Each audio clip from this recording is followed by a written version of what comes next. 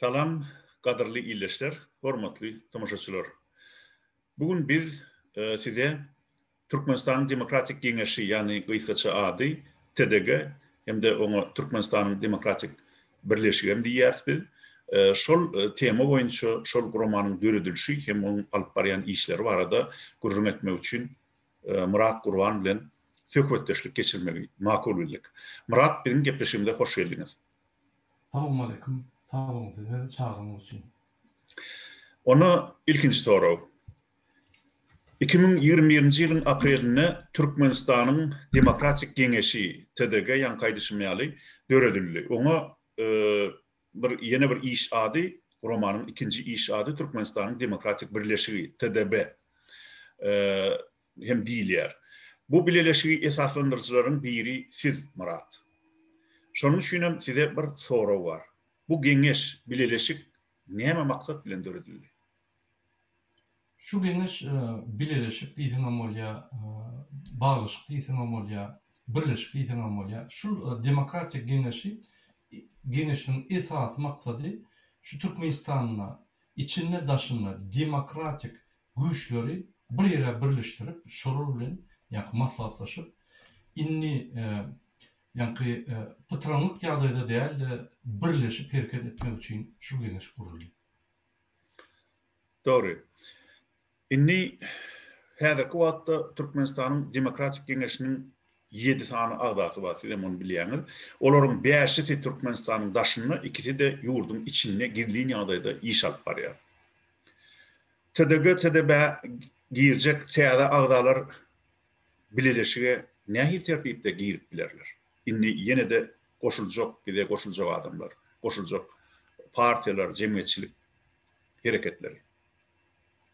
Birinji bilen bizim geňeşimizde gelbiljek adam ýa-ni müçberi ýa-da şolun haýfa adamdan ibaret onun hemme şertleri açyk.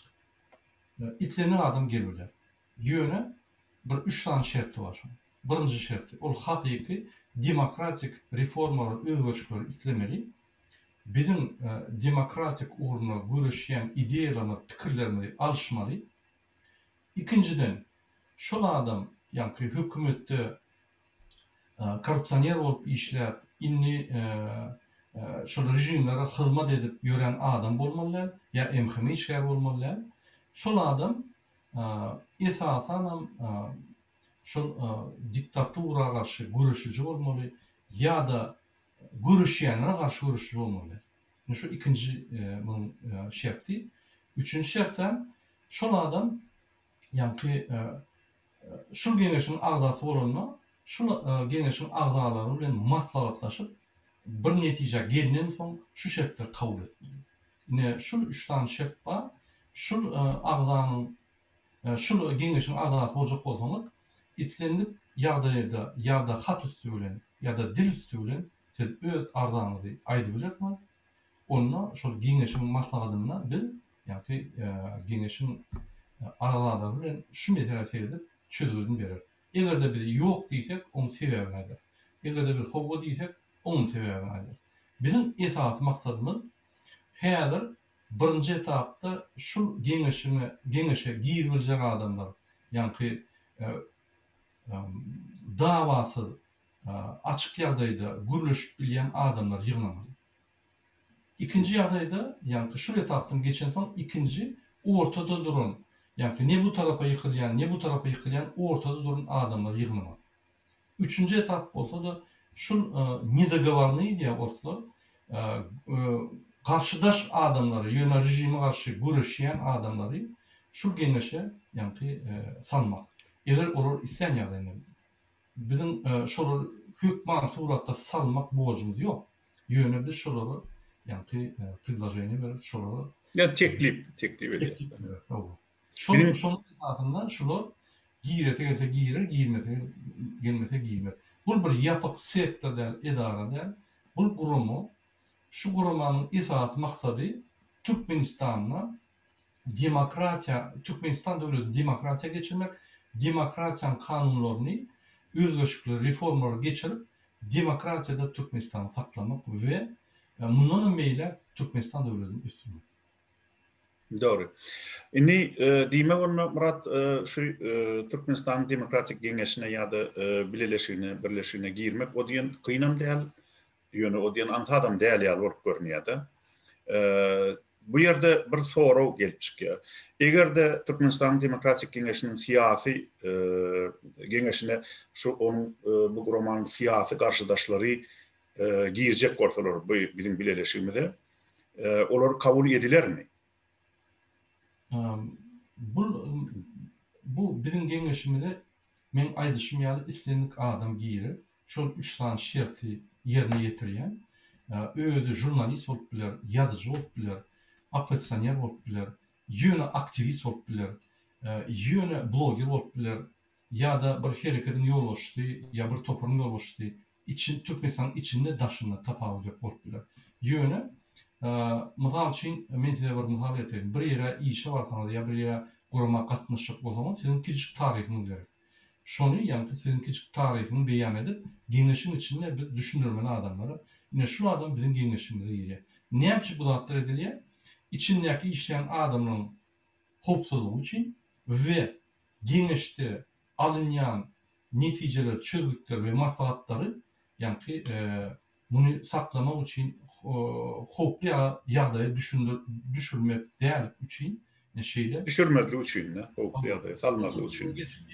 Şonuň üçin islenýän adam giýirler, ýönet mysal üçin egerde bize garşy görüşýän bolsa, ol emheme işgär bolsa ýok. Egerde başga bir hereketiň ýolbaşçy, ýöne bizim bir topar pikirlerimiz bilen näýärda bolsa, ýöne onuň pikirem, ýa demokratiýanyň uğruna bolsa, gelbiler. Ýöne onuň pikiri demokratiýa düýünün bolmaly, diktatura bolmaly ýa-da bir başga bir sistema bolmaly. Türkmenistana gerekmeyecek ya Türkmen halkına peyda getirmeyecek olsa onu bizim dünya araştırmalarımız, bizim fikirlerimiz den bolmalıdır. Bizim esasy ýa-ni geňeşiň maksady demokratik güýçler. Demokratiýa diýilmede liberalistska demokratiýa, centristska, lewa, prawa bir topar urlar bar. Şonuň hemmetini ýygnamak. Doğru. Ýöne başlan Murat, eger o şeyler senin aýdýanyňdan şeyle netije gelip çykýardy. Demokratik lozunglary, şygarlary ýa-da sözleri bukulup iş ýüzünde demokratiýa garşy hereket edýän, hem de şu Türkmenistany demokratiýa gurma uğruna görüşýän güýçlü adamlaryň üstüne töhmet atyp oturan giýjegini. Şolara garşy görüşýän, ýani görüşçilere, hakyky görüşçileriň garşysyna görüşýän adamlaryň bir täze gurulan demokratik birleşige girmäge şansy gaty az. Şeýle dämi? Sebebi bular ine biz içine salanly bilen bize diňe ýa-ni pytratmak bilen bolarlar. O ýerde azalaklary döredirler. Ol bizim hereketimiň ýa-ni uğruny we güýjüni gowşadar. Bizim esas maksadymyz hereketi ýa-ni birleşdirmek, güýçleri birleşdirmek ýöne bul bir geňeş. Her kim öz pikirini aýdybiler, her kim özüçe hereket edebiler, ýöne maksatdan dönmeli. Esasy maksat geňeşiň esasy maksady Türkmenistanyňky gurulan diktatura sistemasyny ýok etmek we diktatory ýok etmek.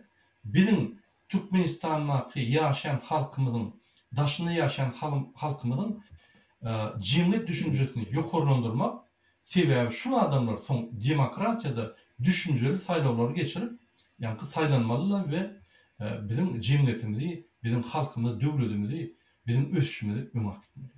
Doğru. Inni ştadan ýene bir näme gelip çykýardy. Eger ýalňyşmasam, şu Türkmenistan Demokratik Geňeşiniň, demokratik birleşiginiň gapsy açyk. Her bir islegülleriň adam üçin, hukuk goraýjylar üçin açyk. Beýleki ýekabara görüşýän aktivistler üçin, grajdan aktivistler üçin, siyasi partiýalar üçin, siyasi jemgyýetçilik hereketler üçin açyk. Ýöne şol wagtyň özünde de mysal üçin edeli şu bizim ýunaklanmada, geňeşlenmede gatnaşyp, soňra 5 gün biz bilen dost bolan bolup, içimizde oturup, soňra üstümizden daş dökjek. Kimem şoňa gatnaşýan adamlaryň janyny howpa saljak adamlaryň gelmek üçin ýürüýte, şol geljek bolanlar şolar bizim aramyzda yalandan şo goşuljak bolanlar şolaryň garşysyna belli bir derejede gatla bar. Ýani şolar saklayan böweden bar. Şeýle dämi? Hawa. Doğru. Onu diýmek onda şol soňky döwürde käbir adamlar tarapyndan şu YouTube'da hem internet geňişligine ýaratylan gurrunlar, ýagny Türkmenistanyň Demokratik Geňeşine Murat Gurban bilen Akgül Tapar gowy adamlary ýa-da inni ýaşlary hem de beýleki diktatura garşy görüşip beren adamlary almakdan boyun açyrýarlar diýen töhmetçilikli çykyşlar ýalan bolup çykýar-da, şeýle dämi? Ol çykyşlaryň pikirleri näme dogry? Sebäbi bizim geňeşimizde her hil adamlar bar. Jurnalistlar bar, ýazyjan bar, opposision hereketleriň liderleri bar, opposision partiýaň liderleri bar, ýaşlar hereketi bar. Ýaşlar hereketi güýçli öňap barýar bilen geňeşimizde. Mysal üçin käbir soralarda bizim bilen ılalaşýar, käbir soralarda ılalaşanok. Biz olary dinleýär, biz olary kömek edýäs, elimizden gelende. Soň ýaşlar hereketi diýeninde bizde häzir ýaşlar hereketi güýç we möhsat başlady. Bu gowdadyň alamaty. Sebäbi bizim bar tejribelerimiz, bizim bar edýän işlerimiz ine şolar üçin esasy. Sebäbi şolar bermek üçin, şolaryň barlaryny, gelje ykballaryny çalyşyp şolar Türkmenistan döwletini östürmek bolýar. Şoň üçin biz bu soragary umdandyk. Ine ýaşlary biz çağırýar, bizim hereketimizde, bizim geňeşimizde boşluq ýaly. Şuňa çelli Türkmenistanyň opposision hereketlerine ýaşlar öýüni köp görkezmediler. Inni galyp başladylar. Inni şo soragary ýüze çykyp başlady. Şoň üçin biz berenýär şo zatlara we bizim hatarymyzda ýaşlaryň gurumasyndan adamlar ýene-de köprek bordik krediyat we olary ýollar we gaplar açykdyr. Ýöne şu belli geçmeli zatlar Türkmenistanyň opposision hereketlerine köp agdaşylyk bardy. Bir-birine töhmet atmak bir standart ýaly bir hereketler bolýardy. Inni biz şu hereketleri beterilip bir-birini tankit etmeli gurrun ýok. Ýöne konstruktiv tankit etmeli. Biz şolu dekonstruktiv, destruktiv diýerler Ýewropalılar. Destruktiv tankitleri durdup biz konstruktiv tankitleri boyun alyp öňe gitmeli. Şoň üçin häzirki ýaşlar öňden gelen ýaşlar tapaw diýor.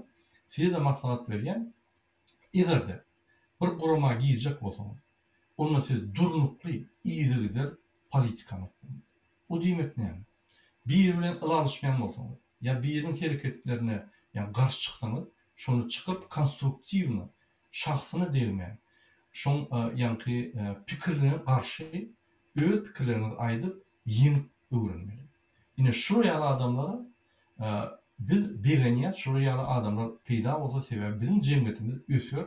Birinjiden, ikinciden hakykat hemme wagt diňe öňe tuturur. Üçüncü, Türkmenistan döwletinde hakykat we adalatlyk hökm sürýär. Ine size de maslahat ýaşlar hereketlerine, ýaş adamlara biz size garaşýar we siz öz çykyşlaryňyzda tankit edilmede pikirlerinizi argumentirowna we dogry çörde beýan edin. Şahsyna düşüp ýöne söýmek ol bir köýneden gelýän Türkmenistanyň opposision hereketleriniň pozisiýasy, onuň gitmeli. Biz bir-birini tankit etmeli, biz konstruktiw tankit etmeli, biz ılaşmasak suud etmeli we öňe gitmeli. O diýmek biz sizin düşmanymyz ýa siz bizim düşmanymyz. Şonuň üçin teýärli döwredilýän bir topar hereketler başlatda. Her kim häzir öz kanalyny açmak mümkinçiligi bar. Her kim öz TikTok'da, YouTube'da ýa Facebook'da kanallaryny açyp hereket etmäge mümkinçiligi bar. Bu gowdadyň alamaty. Ýöne diýen sözlerinizi analiz edip taýýarlyk görüp çykyş edin. Tankit edýäňizde gatowy, tankitsiz durmuş bolmaz. Ýöne tankitleriniz yerlikli we konstruktiw bolmaly. Men size maslahat berýän. Doğru aýdýan Murat, şu tankit diýilende bir işe kömek etmeli, onuň hoş niýetli bolmaly. Mysal üçin aýdaly, bir zat aýdanyny, eger sen pikirdeşiň bolsa, bile görüşýän bolsaň ýa-da zeleli ýok, hatda bile görüşmeýän bolsaň paralel olam görüşüp ber rejimiň garşysyna. Sen şoň pikirini kabul etseň etmeseň hem oň şahsiýetini kemsitmeliler, oňa töhmet atmalylar, ony ýok etjek bolmalylar. Şo ýok etjek bolmak prinsipi diňe totalitar pikirli adamlar da bolýar da. Hökman şo diňe menki bitsin senki gitsin diýen pozisiýada durmalylar. Eger niýetiň gowy bolsa onu hawa men göreşýän, men gapdalymdanam ýene 10 sany, 100 sany hereket var, adamlar var, olaram göreşýär. Şolaryň hemmesine de şu göreş meýdanyna ýol bar, alyň ala meýdany. Hemme kişe ýol bar, niýeti düzgün bolsa.